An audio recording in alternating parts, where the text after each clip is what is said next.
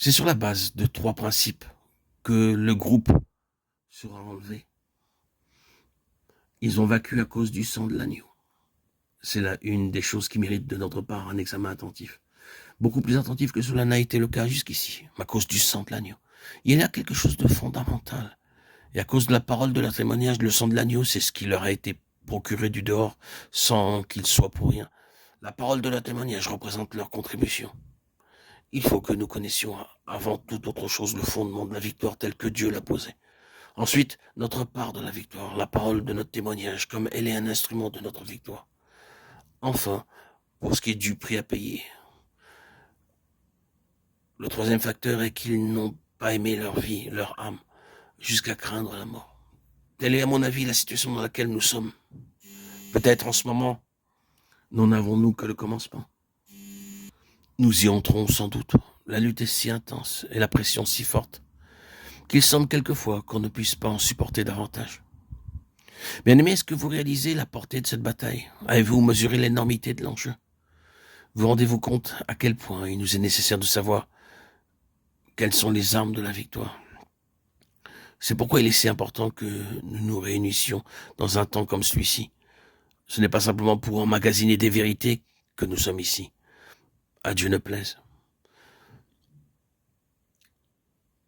Le fait d'écouter ces audios, le fait d'être réunis ainsi ensemble,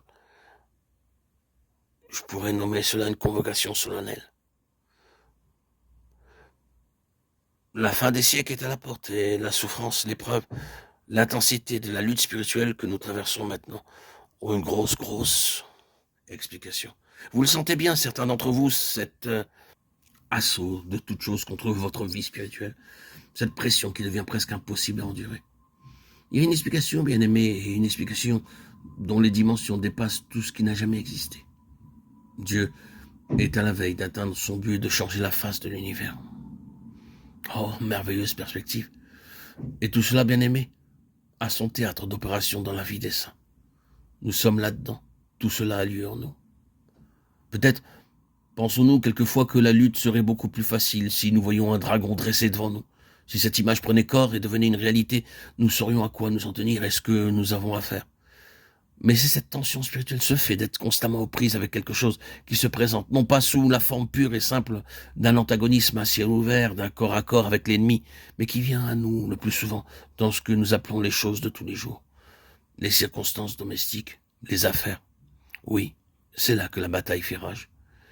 C'est par ce chemin-là qu'elle vient à nous.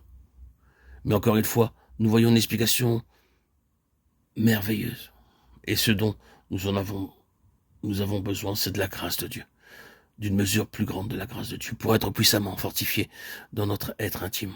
Or, pour tenir, la doctrine ne suffit pas, l'enseignement ne nous mènera pas loin. La lumière en tant que lumière seulement n'est pas toujours l'équivalent de la puissance. Non, la puissance, c'est la capacité de tenir jusqu'au bout. Ce n'est pas la lumière qui nous tient debout. La lumière peut nous aider à voir notre chemin, mais ce qu'il nous faut, bien aimer, c'est avec la lumière une force qui vient d'en haut, dans un temps comme celui-ci.